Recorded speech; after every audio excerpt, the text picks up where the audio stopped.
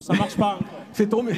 Non, non, non, président. Celui-là, il marche. Bon, Celui du président marche toujours. Alors, bonjour à tous.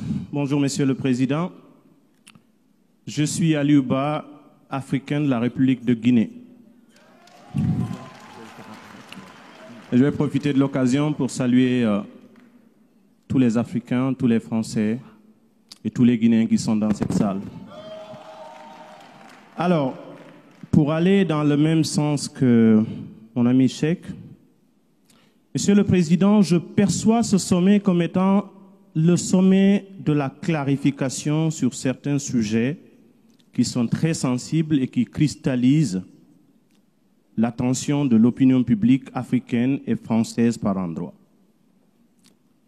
Peut-être que nous n'avons pas la même perception de ce qu'on appelle régime démocratique, parce qu'il me semble qu'il suffit de s'adosser sur des lois et ce qui est légal pour considérer un régime démocratique, étant donné que nous sommes tous d'accord qu'il y a une prééminence de la légitimité sur la légalité pour que nos actions portent. C'est vrai qu'il y a de nos dirigeants qui sont légitimes.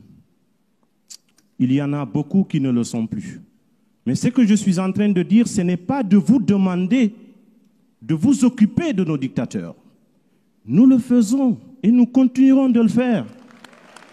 Moi, je viens d'un pays, la République de Guinée, qui vient de se débarrasser de quelqu'un qui voulait encore mourir au pouvoir. Et je fais partie de ces jeunes qui étaient en première ligne. Je suis fier d'avoir mené ce combat parce que ça ramène de l'espoir auprès de notre jeunesse. Ce que nous essayons de vous demander, Monsieur le Président, ce n'est pas de vous occuper de ces problèmes internes.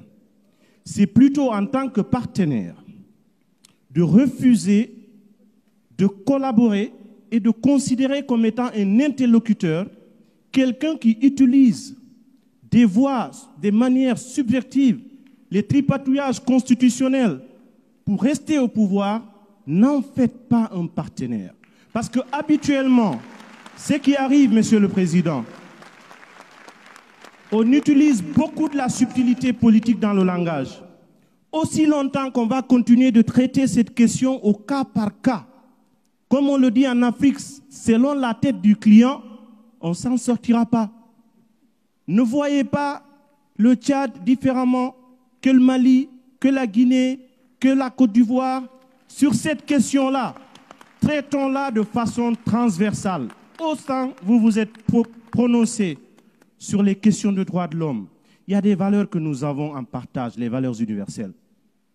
Le droit à l'alternance, c'est quelque chose qui représente ce qu'on appelle l'oxygène de la démocratie. Peut-être que ça ne se réduit pas à une histoire de nombre de mandats. Vous allez peut-être dire que nous sommes, bien entendu, disposés à pouvoir gérer nos lois, définir le nombre de mandats. Nous sommes d'accord de tout ça. Mais encore une fois, je le réitère, il n'y a pas d'amalgame dans notre démarche.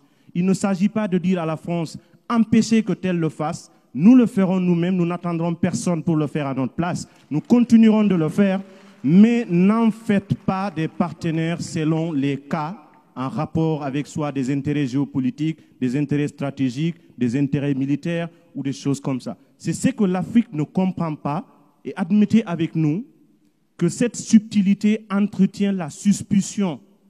Et ce que nous voulons rebâtir à partir d'aujourd'hui, Monsieur le Président, la confiance mutuelle, elle est fondamentale.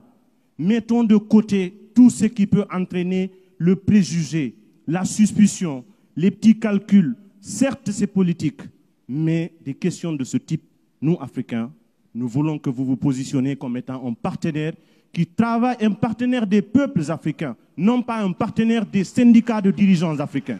Voilà ce que nous avons voulu exprimer et je viens en appui avec ce que Cheikh va dire.